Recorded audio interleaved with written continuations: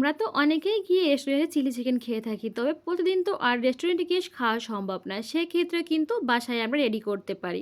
আর আজকে আমি চিলি চিকেনটা ঘরোয়া পদ্ধতিতে রেডি করব। আর সেই রেসিপি আপনাদের সাথে শেয়ার করে চলে আসলাম। আসসালামু আলাইকুম, ওয়েলকাম টু গ্রাম বাংলা রান্নাঘর। তাহলে চলে যাই মূল পর্বে। এরপর ১ম পর্যায়ে আমি নিয়ে নিয়েছি এখানে চিকেনগুলো পিস, পিস করে কেটে আগে থেকে ধুয়ে পরিষ্কার করে নিয়েছিলাম। আর এখন দিয়ে দিচ্ছি সামান্য পরিমাণে হলুদের গুঁড়া, ১ চামচ পরিমাণে লাল মরিচের গুঁড়া। তারপর দিয়ে দিচ্ছি ভাজা যে জিরার গুঁড়া সেটা দিয়ে দিচ্ছি, টালা জিরার গুঁড়া। আর এখন দিয়ে দিচ্ছি ধনিয়ার গুঁড়া ১ চামচ পরিমাণে দিয়ে দিলাম। আমি এখানে মানে জয়ফলের মানে একটু গুঁড়া দিয়ে দিয়েছি। আর এখানে দিয়ে দিচ্ছি আদা বাটা ১ চামচ, রসুন বাটা ১ চামচ। দিয়ে এখানে আর ১ চামচ পরিমাণে দিতে হবে লেবুর রস।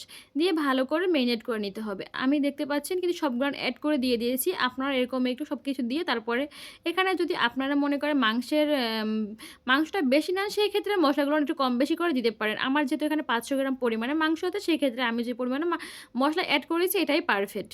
আমি এখানে এখন একটা ডিম দিয়ে দেব। আর অবশ্যই ডিম দিতে হবে রেস্টুরেন্ট স্টাইলে। যদি গ্রেভি চিলি চিকেন করতে চান সেক্ষেত্রে কিন্তু অবশ্যই আমার এরকম রেসিপি ফলো করতে হবে। আমার রেসিপি ফলো করে আপনারা বাসায় যদি ট্রাই করেন তাহলে আপনাদের চিলি চিকেনও হবে রেস্টুরেন্টের মতো পারফেক্ট এবং খেতেও হবে দুর্দান্ত মজার। আমি এই পর্যায়ে ডিমটাকে ভালো করে মেরিনেট করে নিয়েছি মাংসের সাথে। এবার এখানে এটাকে আরও ক্রিস্পি করার জন্য এখানে দিয়ে দেবো আমি ময়দা। তবে ময়দার পরিবর্তে আপনারা আটাও দিতে পারেন, তবে কর্নফ্লাওয়ার দিলেও হবে, কোনো ব্যাপার না। তবে আমার কাছে মানে ময়দা দিলে মনে হয় ভালো হবে। আমি এখানে কিছু পরিমাণে ময়দা অ্যাড করে দেখতেই পাচ্ছেন। এখানে আসলে চোখের মাপেই এখানে পরিমাণটা বলে দেবো কি আপনারা চোখের মাপেই বুঝতে পারেন যে কতটুকু দিয়েছি। আমার কাছে মনে হয় যে ময়দাটা একটু কম হয়ে গেছে, সেক্ষেত্রে আমি আরেকটু ময়দা দিয়ে দিচ্ছি। দিয়ে ভালো করে চামিচটা দিয়ে ভালো করে মেরিনেট করে নিচ্ছি। দেখতে পাচ্ছেন প্রত্যেকটা কিন্তু মাংসের গায়ে আটা এবং ডিমের মিশ্রণ লেগে গেছে, মানে কোট করা সুন্দরভাবে হয়ে গেছে। এটাকে এখন সাইডে রেখে আমি বানিয়ে নেব একটা সস। আর এই সসটা সবথেকে পারফেক্ট মানে সস বানাতে হবে। আর এইটাই হলো কিন্তু মানে চিলি চিকেনের যে গ্রেভিটা এইটাই হলো আসল সেই মেইন স্টেপ এটা। এখানে দিয়ে দিচ্ছি কিন্তু প্রথমে আমি প্রায় ১ কাপ পরিমাণে মানে টমেটো সসটা দিয়ে দিয়েছি। আর হচ্ছে যে এখন দিয়ে দিয়েছি ২ চামচ পরিমাণে কিন্তু সয়া সস। আর এখন দিয়ে দিয়েছি সাদা যে ভিনেগার সিরকাটা ১ চামচ পরিমাণে। এখন দিতে হবে গোলমরিচ গুঁড়া ১ চামচ পরিমাণে দিতে হবে। আর ১ চামচেরও কম দিতে হবে সল্টি। আর সল্টি দিতেই হবে, সল্টি যে লবণটা দিতে হবে, কারণ রেস্টুরেন্ট স্টাইলে স্বাদ পেতে গেলে আমাদের এগুলো অবশ্যই অ্যাড করতে হবে। না হলে কিন্তু যে রেস্টুরেন্টের মতো যে চিলি চিকেনটা ওরকম হবে না। এরকম সব কিছু দেওয়ার পর আমি ভালো করে এটাকে মিক্সড করে নিচ্ছি। তারপর চলে যাব চুলায়। চুলায় পর্যাপ্ত পরিমাণে একটা কড়াইতে তেল দিয়ে তারপর তেলটা গরম হয়ে আসার পরেই আমি দিয়ে দিচ্ছি আগে থেকে মেরিনেট করা মাংসর পিসগুলো। আমি একটা, একটা করে সবগুলো দিয়ে নিব। আর এ সময় চুলার আঁচটা থাকবে একদম মিডিয়াম টু লো আছে। একদম হাই ফ্লেম দিতে যাবে না, তাহলে কিন্তু মাংসের উপরটা লেয়ারটা লাল হয়ে যাবে, ভিতরটা একদম সিদ্ধ হবে না। কিন্তু মাংসটা কিন্তু এখানেই আমাদের সিদ্ধ করে নিতে হবে তেলে ভেজে ভেজে। কারণ এই মাংসটা পরে আর রান্নার ৫ থেকে ১০ মিনিটের বেশি রান্না করা যাবে না, তখন কিন্তু মাংসটা সেদ্ধ হওয়ার কোনো অপশন থাকে না। তার জন্য এই পর্যায়ে কিন্তু আপনাদের অবশ্যই মাথায় রাখতে হবে মাংস যখন তেলে ভাজবেন তখনই কিন্তু মাংসটা আমাদের সিদ্ধ করে নিতে হবে ফ্রাই সময়। তাই হাতের সময় নিয়ে একটু ফ্রাই করতে হবে। আমি অবশ্যই হাতের সময় নিয়ে তারপরে মাংসটা ফ্রাই করে নিচ্ছি। আর আমি সবসময়ের জন্য মা বোনদের রিকোয়েস্ট করব, যে কোনো রান্না করেন না কেন আপনারা অবশ্যই একটু হাতের সময় নিয়ে রান্নাটা করবেন, তাহলেই কিন্তু পারফেক্ট হবে আর খেতেও দুর্দান্ত টেস্টি হবে।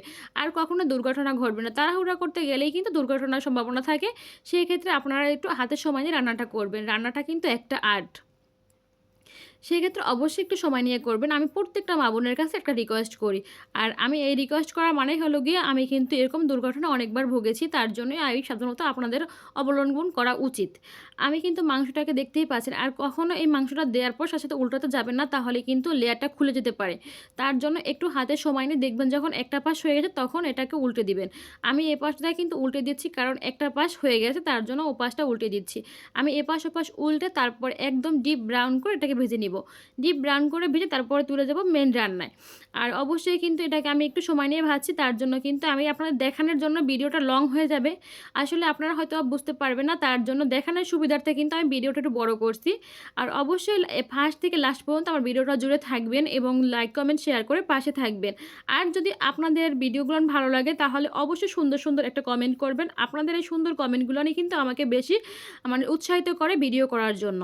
আর দেখতে পাচ্ছেন কিন্তু এরপর পর্যায়ে কিন্তু দেখতেই পাচ্ছেন প্রায় হয়ে আসছে ব্রাউন কালার কিন্তু মাংসের পিসগুলা। আমি কিন্তু এ পর্যায়ে এটাকে তুলে নিব।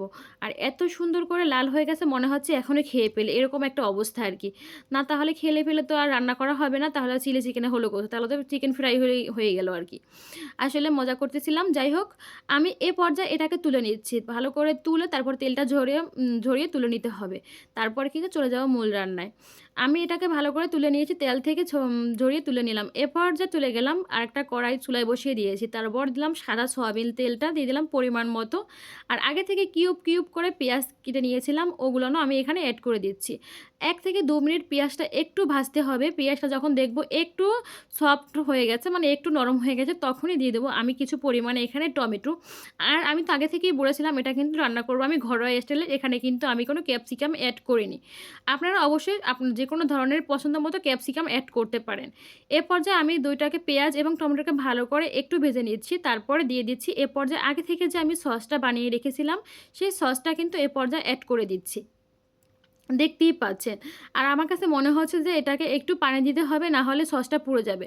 তার জন্য ওই একই বাটিতে যে সস ছিল ওই বাটিতে একটু পানি নিয়ে তারপর পানিটা এড করে দিচ্ছি। ভালো করে কষিয়ে নিতে হবে। এই পর্যায়ে দিতে হবে ২ টা কাঁচামরিচ কুচি। এটা একটু ঝালের জন্য, মানে একটু ঝাল না হলে ভালো লাগবে না। সেজন্য আমি একটু কাঁচামরিচ কুচি এড করে দিচ্ছি।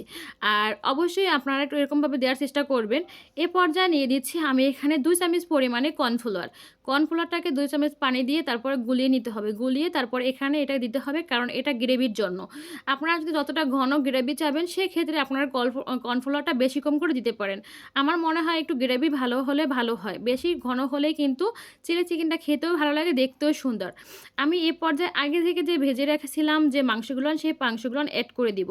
আর দেখতে পাচ্ছেন কত ঘন হয়ে গেছে গ্রেভিটা। যতটা ঘন হয়েছে মনে হচ্ছে পারফেক্ট আমার জন্য। এরপর এর থেকে মনে হয় না আর বেশি দরকার আছে। তারপর আমি আর দিলাম না। এখন আগে থেকে ভেজে রাখা মাংসগুলোও দিয়ে দিচ্ছি। এখন ভালো করে কষিয়ে নিতে হবে।